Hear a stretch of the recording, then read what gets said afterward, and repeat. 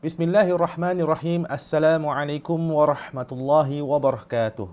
Baik sahabat-sahabat semua, hari ini saya akan bertemu dengan seorang yang menggunakan seluruh usianya untuk melakukan usaha dakwah, melakukan usaha kebajikan, berkhidmat untuk ummah.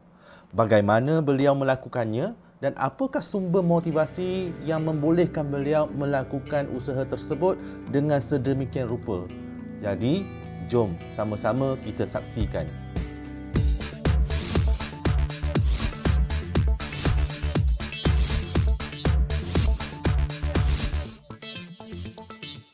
Bismillahirrahmanirrahim. Alhamdulillah, sekarang ini anda bersama dengan saya Muhammad Ridwan Tan dalam channel Nasihat Mu'alaf.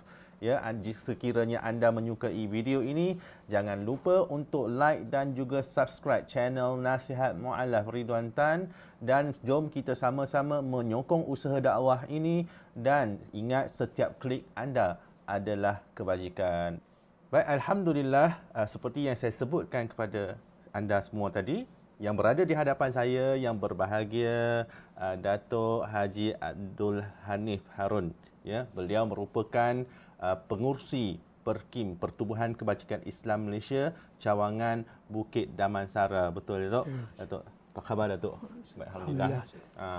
Jadi saya nak mengucapkan terima kasih sangat-sangat kerana Datuk sudi menerima kehadiran kami ke rumah Datuk ini. Alhamdulillah. Baik, Datuk. Mungkin tadi saya sebut Datuk sekarang ini sebagai pengurusi Perkim Cawangan Bukit Damansara. Jadi mungkin Datuk boleh perkenalkan diri sedikit. InsyaAllah. Memanglah nama saya Abdul Hanif Harun. Saya sebenarnya seorang pesara kerajaan. Pesara daripada Kementerian Pendidikan dalam tahun 1993. Dan selepas itu saya cuba mencari apakah yang boleh dilakukan, ya, berbakti ke masyarakat dan sebagainya. Dan secara kebetulan isteri saya sudah lama berkecimpung dalam aktiviti kebajikan ni melalui Perkim juga, ya.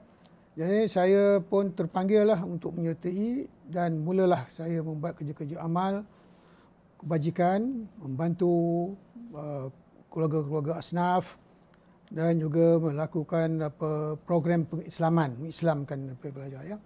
Selepas itu saya rasa saya pada tahun 2202 kami tubuhkan Perkim Cawangan Bukit Damansara dan saya menjadi pengurusinya, ya.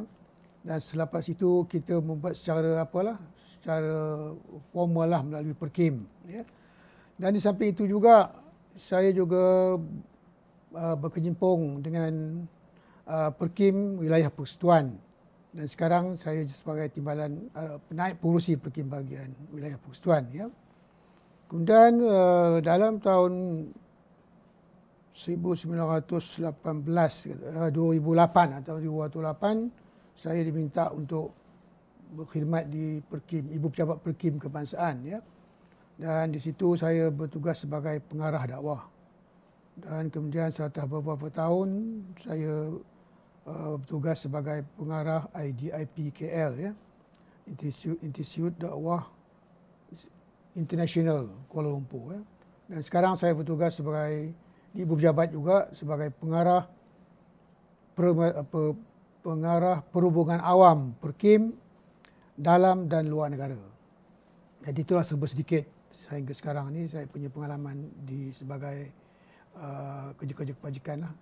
Alhamdulillah, Datuk. Begitu banyak sekali jawatan. Sebenarnya jawatan ni bukanlah kita nak jawatan, tapi jawatan ni adalah satu kepercayaan yang orang berikan kepada kita. Jadi secara kesimpulannya, Datuk terlibat dalam Perkim Kebangsaan sebagai pegawai perhubungan, pernah menjadi sebagai pengurus pengarah dakwah di Perkim Kebangsaan, dan kemudiannya sekarang ni juga Datuk sebagai naib pengurusi Perkim Bahagian Wilayah Persekutuan dan juga pengurusi pada Perkim Cawangan Bukit Damansara. Betul, Datuk?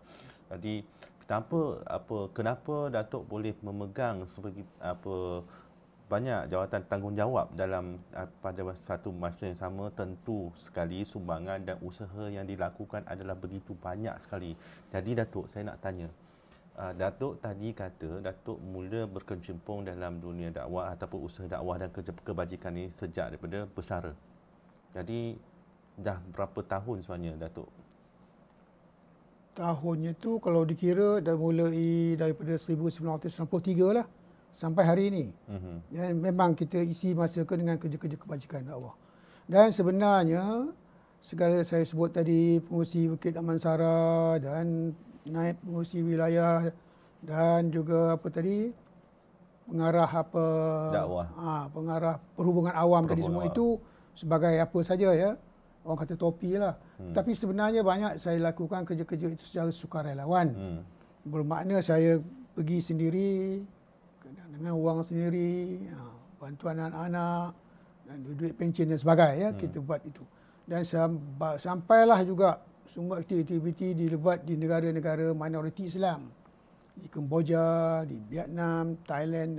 Jadi kebanyakan dibuat secara sebagai sukarelawan.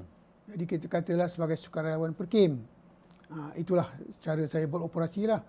Itu kenapa saya sebut perkara ni Datuk. Antara perkara yang saya amat kagum dengan Datuk, yang saya nampak Datuk berbeza daripada ramai yang lain, adalah dalam program-program seperti orang yang bagaimana saya nak gunakan ayat tu, kalimah yang sesuai apa, orang yang veteran, orang yang begitu pengalaman, berpengaruh.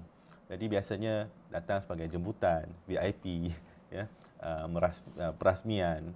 Tapi Datuk, saya perasan satu perkara hampir kebanyakan kali. Program apa-apa, contoh yang terdekat ni kan, Perkim ada program 2 hari 1 malam di hotel tamu dekat Kampung Baru kan. 2 hari Datuk bersama tinggal di dalam hotel daripada awal hingga ke akhir. So itu memberikan satu kita rasa wow kan. Apa yang membuatkan Datuk begitu? Ya, saya fikir macam ni ya. Setiap program yang kita usahakan itu ada di target group. Target group kita ialah saudara mualaf tadi, ya, mualaf atau saudara Muslim. Lebih-lebih lagi yang terbaru ini khas kita buat untuk mualaf yang baru saja diislamkan, disyahadah, ya. Jadi kita nak mereka ni biarlah beramal dengan cara yang betul, terutama dari segi solat. Bukan sahaja membetulkan bacaan-bacaan solat, tetapi juga praktikal solat itu.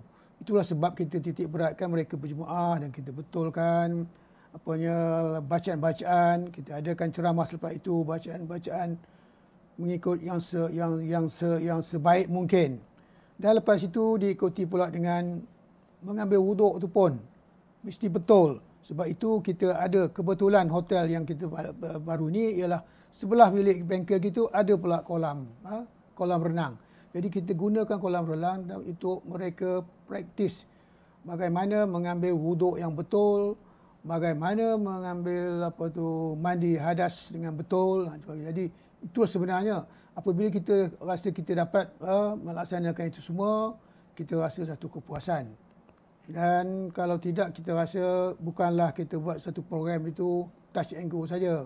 Kita hendakkan keberkesanan dimanfaatkan oleh peserta-peserta. Apatah lagi peserta-peserta ini ialah yang baru disyahadahkan, supaya mereka akan dapat menjadi Muslim yang sempurna dan mengamalkan amalan yang baik sebagaimana yang diharapkan. Baik Datuk, itu yang Datuk cerita sekarang ni berkaitan dengan kursus yang diadakan untuk mualaf. Jadi bagaimana tadi sebelum ni Datuk ada cerita tentang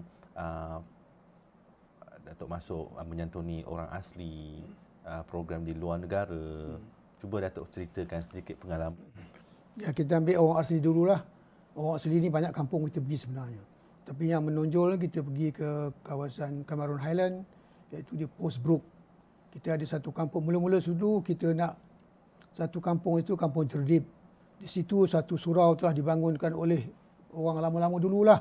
Sudah sangat usang dan sudah jadi hutan lah. Jadi kami cuba nak revivekan balik, nak dibina balik. Tetapi malangnya di situ setelah banyak kita pergi balik, tidak begitu apalah. Apa tu daripada Tok Batin di situ ya. Jadi kita pergilah ke kampung lain di seberang jalan itu, iaitu Beruk Lama. Di Beruk Lama tu memang kawasannya memang teruk dan surau pun memang bukan surau lah. Jadi akhirnya nanti, tapi di situ penerimaan orang itu amat positif. Iaitu kalau tak salah saya Pak Tok Batin Husin kan namanya. Dia tu sangat berhati. Jadi akhirnya kita dapat bawa beberapa kali kita bekerjasama, kita minta pihak masjid di karya saya, iaitu Masjid Umar Al-Khattab, Bukit Damansara, kita ajak mereka bersama-sama turun padang, pergi buat bantu, kita bagi iftar, kita bawa satu lori load besar ya, sampai lori yang bawa barang-barang itu tak boleh masuk kampung tu, walaupun tepi jalan, kita ada pula lori kecil untuk ponggah barang lori besar. Jadi kita pergi situ. Kita agihkan kepada asnaf-asnaf dan kita bagi duit zakat dan sebagainya. Maka sekarang sudah jadi surau yang baik dan sudah walaupun mulanya dapat lantai buluh, tapi sekarang sudah baulah dalam jadi surau dalam arti kata yang sebenar ya. Dan selepas itu juga kita juga dapat dengan kerjasama masjid dan juga dengan kerjasama satu pihak lagi, kita telah dapat mengadakan satu program Abah Hatta membaca Al-Quran. Dan orang asli itu kita pergi, selepas itu mereka boleh baca Quran. Jadi banyaklah benda-benda yang ini. Itu antara contoh-contoh yang saya beri ya. Dan kita di sini pun ada orang asli di Batu 12 itu ya. Sungai Kala kalau tak salah ya. Jadi situ pun kita selalu pergi. Bila ada nak masuk Islam kita pergi, kita bagi bantuan untuk iftar. Dan kita selalu buat program. Tujuannya kita nak menggalakkan orang-orang asli ini supaya mereka lebih dekat dengan orang Islam dan agama Islam. Itulah kita harap. Kita sebenarnya sudah dakwah untuk tugas semua orang ya. Tetapi kalau kita dapatlah masyarakat bersama-sama ikut, beri sumbangan, tak mestinya wang ringgit sahaja, masa ya dan tenaga dan sebagainya. Itulah yang kita harapkan ya. Itu di orang asli. Sampai itu juga saya ada buat program di luar negara membantu masyarakat minoriti Islam ya, di Kemboja umpamanya. Tahun 2007 saya pergi sana. Mula-mula kami buat korban saja. Tetapi dalam membuat korban itu kita pergi kampung-kampung pedalaman, kita dapat melihat akan kedaifan kampung-kampung di sana. Kampung pedalaman jauh. 2-3 jam drive, 2-3-4 jam drive daripada non-pen tu baru sampai.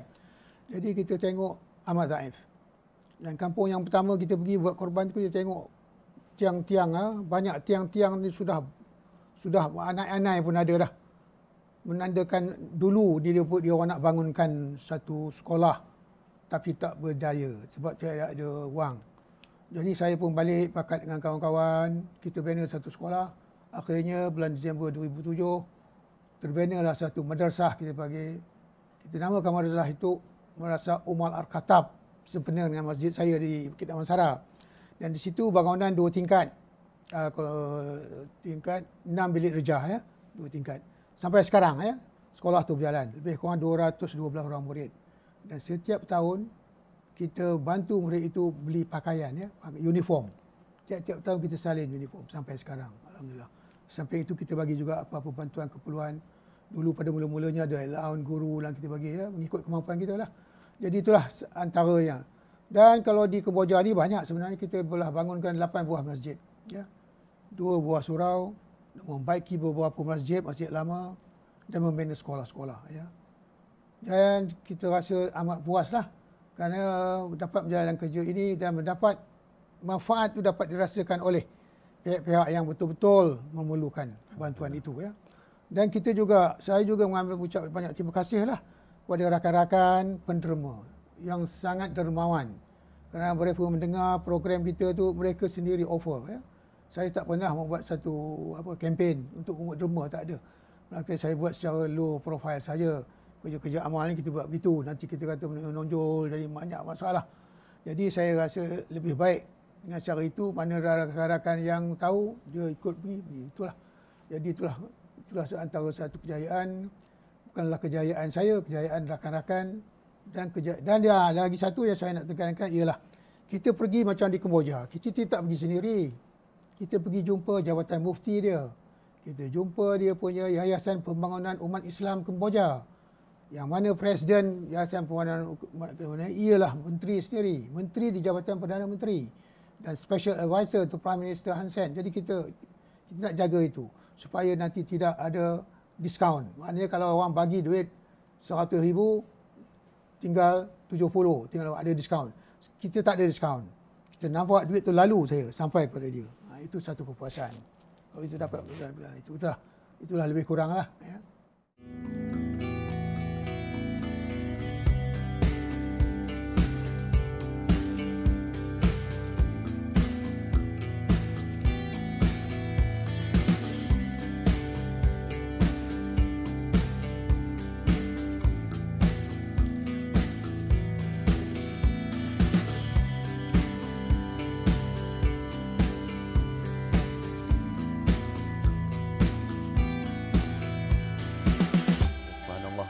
Banyak sekali Datuk. Apa tempatan ada mualaf, ada orang asli, ada Kemboja pun ada. Tadi saya jalan-jalan dekat rumah Datuk. Saya nampak banyak gambar lah. Salah satu gambarnya, saya perasan ada gambar ni. Ni tulisan yang belakang ni tulisan mana? Itu Datuk? Kemboja. Kemboja. Ni. Ni. Tulisan bahasa Khmer tu, bahasa Khmer. Oh, ni Datuk dapat apa ni?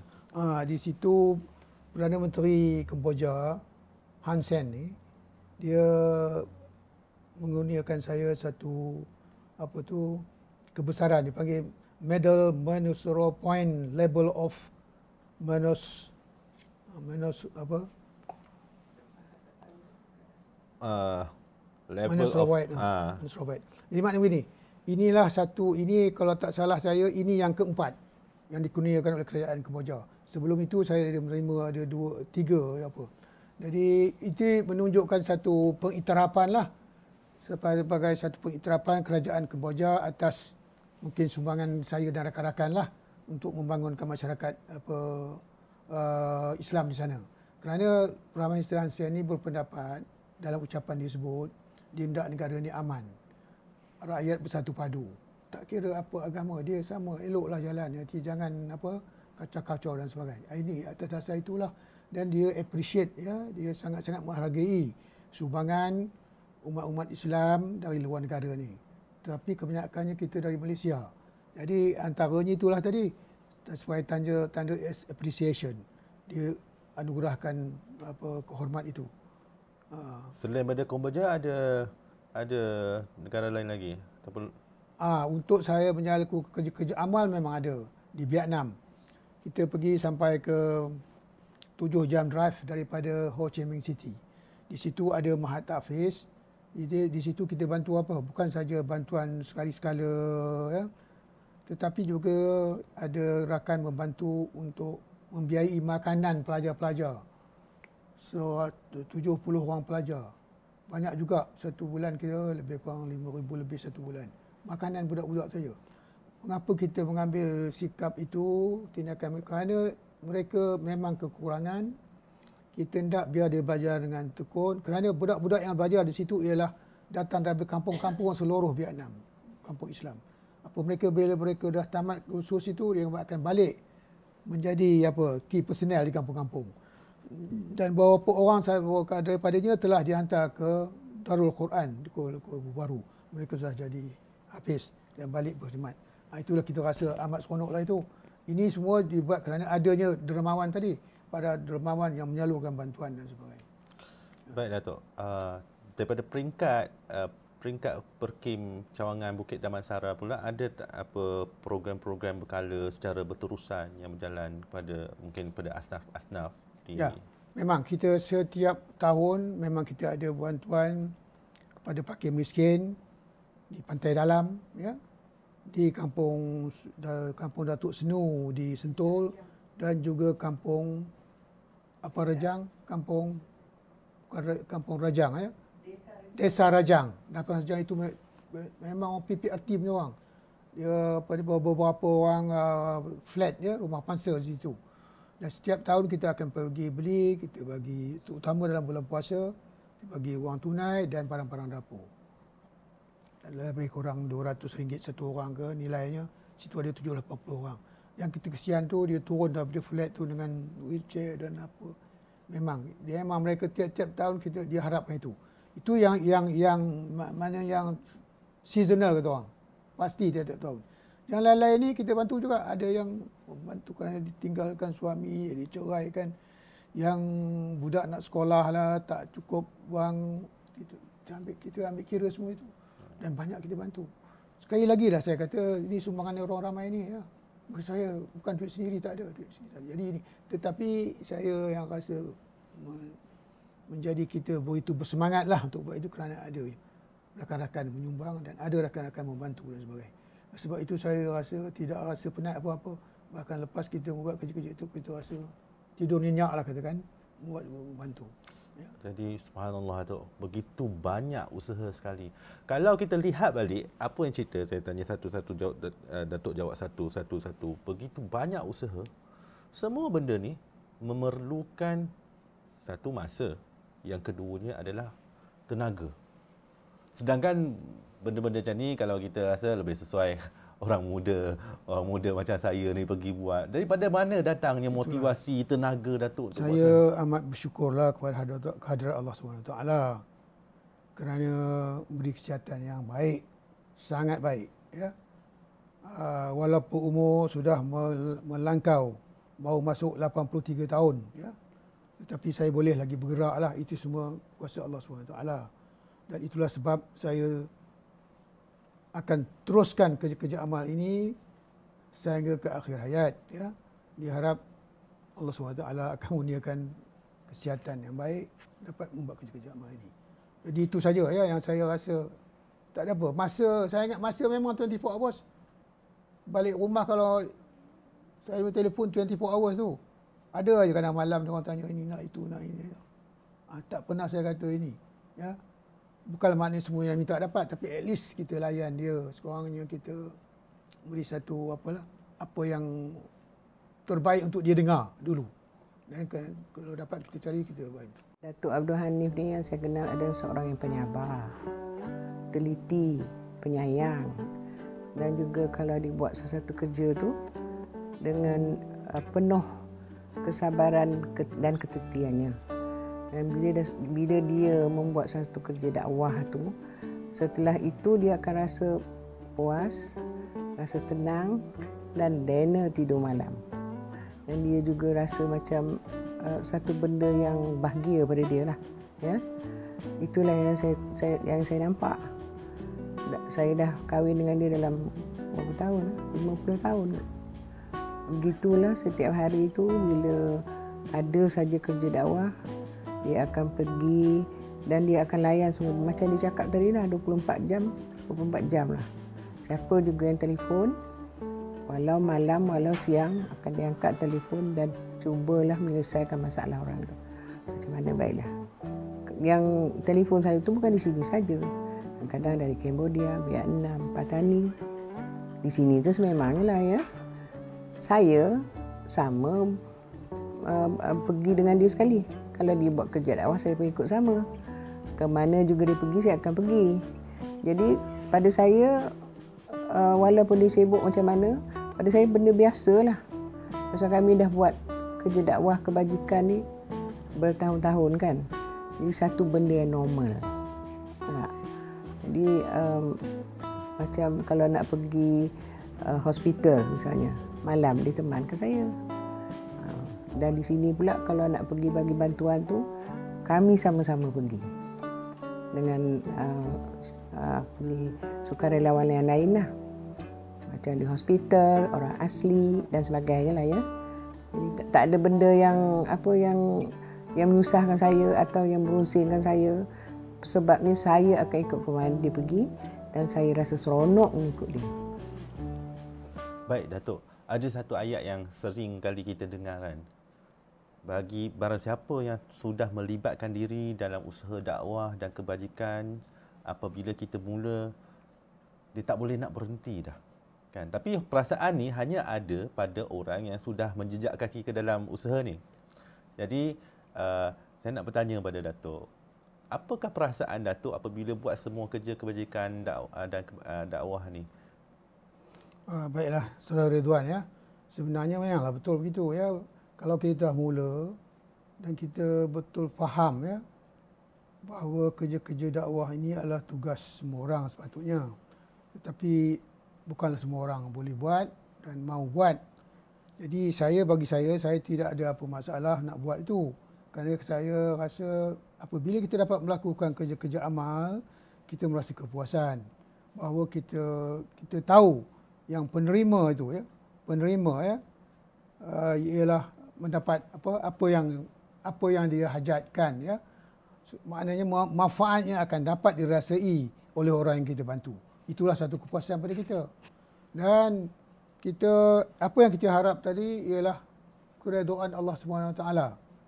Kerana kita tahu kita nak bawa ke sana besok, ke sana maksudnya tak ada apa lain melainkan amal saleh, kerja-kerja kebajikan, sedekah jariah kita. Jadi bukan kita nakkan barang, bila kita buat satu nak barang. Apa itu barang? Bukan barang yang boleh duit. Jadi tidak ada barang yang kita harapkan melainkan kita harap keredaan Allah Subhanahu Wa Taala. Baik Datuk. Jadi mungkin di luar sana ramai orang yang cuba melibatkan diri dalam usaha dakwah kebajikan tapi dia orang tak tahu platform. Kalau sekiranya ada sesiapa yang berminat untuk bersama-sama menyumbang daripada segi keuangan, daripada segi tenaga kepada Perkim Cawangan Bukit Damansara sebagai contohnya, macam mana, apa yang mereka boleh buat? Ya, kerja macam inilah. Semua sumbangan sangat-sangat dialu-alukanlah ya. Tetapi eloklah sumbangankan ke Perkim. Kita boleh sumbang ke Perkim Ibu Pejabat ya. Ibu Pejabat Perkim di mana kepada Setiausaha Agong umpamanya. Dan kalau melalui cawangan pun boleh juga ya. Terpulang ya. Itu terpulang kepada kalau masyarakat misalnya di kawasan itu, dia lebih mudah untuk menyumbang di kawasan dia. Tetapi kita sebaik-baiknya eloklah disumbangkan pada Ibu Pejabat Perkim. Itu saya. Jadi kalau ada orang yang nak menjadi nak belajar menjadi pendakwah, dai ataupun menjadi sukarelawan kepada Perkim, adakah ada platform itu? Boleh hubungi saya pun tak apa, anytime kita boleh salurkan. Jadi memang kita perlukan sukarelawan ya untuk membantu kerja-kerja amal ini ya. Dan kita mengharapkan anak-anak muda ni mengambil bahagian ya. Sekarang Perkim Ibu Pejabat sedang membuat satu program untuk menubuhkan program anak muda ya. Belia ya. Kita akan tubuhkan cawangan belia Perkim di Mata Rata Negeri. Sekarang dalam perbincangan lah. Jadi itu salah satu cara. Sekarang ini kita katakan Kelab Perkim Universiti. Kita ada berapa belas Kelab Perkim Universiti ya, untuk menggalakkan anak muda universiti berkecimpung dalam kerja-kerja amal. Tetapi ya, masalahnya bukannya isunya begini. Mereka jadi ahli. Mereka ikut kita ke sana ke sini ya. Buat aktiviti kebajikan. Tetapi apabila dia graduate, sudah tamat universiti, dia akan bekerja merata-rata tempat. Jadi kita fikir ada lebih baik kita buat satu, kita katakan tadi apa tu belia ya, cawangan belia ya, ataupun ya cawangan belia lah ya, cawangan belia di Perkim supaya belia boleh masuk situ dan boleh berterusan. Itulah. Baik, alhamdulillah, terima kasih banyak-banyak Datuk. Sahabat-sahabat semua, belum habis lagi ya. Itulah perkongsian yang begitu padat, begitu hebat daripada yang berbahagia Datuk Haji Abdul Hanif ya. Pengalaman beliau ya, terlibat dalam usaha kebajikan dan juga dakwah ya. Hari ini saya tidak menemu ramah ataupun bersembang santai bersama tokoh daripada kalangan mualaf ataupun saudara baru, tetapi saya bersama dengan Datuk Haji Abdul Hanif ya. Kenapa? Sebab nak menunjukkan bahawa usaha dakwah ini adalah tanggungjawab semua orang. Datuk boleh lakukannya dengan umur yang sebegini, menggunakan seluruh usianya untuk berkhidmat untuk ummah. Jadi Datuk, akhir sekali, apakah nasihat Datuk kepada penonton-penonton channel Nasihat Mu'alaf ni untuk melibatkan diri dalam usaha-usaha kebajikan, untuk menawarkan diri dalam usaha sukarelawan Datuk? Sebenarnya kerja-kerja amal, mengadakan kerja kebaikan ni amat sangat dituntut, ya. Dan kita sebenarnya, orang-orang kita ni kurang dari segi peratusannya berbanding dengan orang lain, ya. Orang-orang bangsa lain, orang agama lain, dia orang lagi sudah lama bertapak, ya. Dah lama buat kerja-kerja ini. Tetapi kita boleh katakan barulah saja. Oleh itu saya rasa tidak ada apa halangannya kalau anak-anak muda dan siapa juga ahli masyarakat, warga masyarakat, hatta orang-orang yang bersara sekalipun. Kerana banyak orang bersara ni dia nak cari-cari apa yang dia patut buat. Di sinilah platform kerja kebajikan satu-satu platform yang mereka boleh sertai, ya. Mengikut kapasiti masing-masing lah. Tak mestilah kita masuk hutan ke masuk hutan, tak mesti. Kebajikan macam-macam ada dibuat di rumah. Umpamanya saya buat kerja kebajikan di universiti, ya. Kita melawat, kita menziarah pesakit-pesakit, ya. Ada pesakit-pesakit itu antara yang kita lawati, tidak ada keluarga datang. Bahkan ada satu orang dulu budak ada Felda. Bertahun di situ. Sekarang sakit. Kita yang jadi macam bapa angkat pergi sekali dan sebagainya. Jadi benda-benda macam ini kalau bahkan ziarah hospital ni adalah satu kerja yang dituntut oleh Islam juga, ya. Dan satu lagi saya ini memanglah jarang-jarang jumpa. Kita ada buat kerja di penjara Sungai Buloh. Kita ada satu orang anak angkat, Hadi Chu namanya. Anak angkat ini ialah bantuan akhir. Akhir maknanya dia akan masuk tali gantung. Tetapi kita pergi jumpa dan cerita macam mana dia punya hal masalah dan sebagainya. Dan akhirnya dengan berkat apa jugalah doa dia, kerana dia di dalam penjara itu sudah dihukum gantung, ya. Tetapi pada masa sama dia dapat dikatakan Allah hidayah. Dimasukkan Islam, ya, diislamkan di penjara di Sungai Petani, ya, Sungai Petani, dan pindah Sungai Buloh, nanti hukuman gantunglah. Tetapi dia dah dapat hidayah masuk Islam dan dia telah beramal dan baca Al-Quran. Masa saya pergi ke Sungai Buloh, jumpa dia dalam penjara tu, masuk penjara. Bawa Al-Quran terjemahan dalam bahasa Cina. Dia tangan yang bergari kata, "Oh, ini Quran saya sudah baca banyak kali. Surah Ali Imran cerita ini. Saya berterkejut. Jadi maknanya dalam penjara dia habis masa Al-Quran. Dan dia bercadang apabila keluar esok penjara dia nak masuk IDIP Pekalan Cepa. Tu kata. Jadi sekarang saya rasa dia dah okey dah. Dia dah baik, mungkin dia akan berkat doa dia juga dia telah di-commutekan sentence tu kepada life imprisonment, ya. Jadi life tu ada pula diskaun. Dia kerja baik dan sebagainya. Itu salah contoh. Jadi kita pergi sampai itulah penjara. Jadi itulah dia sahabat-sahabat semua perkongsian daripada yang berbahagia Dato' Abdul Hanif Harun, ya. Moga-moga kita dapat mengambil pengajaran juga nasihat daripada yang berbahagia Dato'. Baik, sahabat-sahabat semua, jikalau anda suka kepada perkongsian ini, jangan lupa untuk like dan juga subscribe channel Nasihat Mu'alaf Ridwan Tan, ya. Jom kita sama-sama menyokong usaha dakwah, kerana setiap klik anda adalah kebajikan. Jadi akhir sekali Datuk, saya ucapkan terima kasih banyak-banyak kerana sudi untuk menerima kedatangan kami, dan kemudiannya saya mohon doa kepada Datuk supaya Allah permudahkan segala usaha kita, dan saya juga mendoakan kepada Datuk supaya agar Allah SWT mengurniakan kesihatan, kemudahan kepada Datuk dan juga ahli keluarga, insya-Allah. Dan pada episod akan datang, insya-Allah kita akan tampilkan dengan tokoh-tokoh yang lain, ya. Jangan lupa untuk share dan like, ya, insya-Allah. Dengan itu, wabillahi taufik wal hidayah. Wassalamualaikum warahmatullahi wabarakatuh. Waalaikumsalam.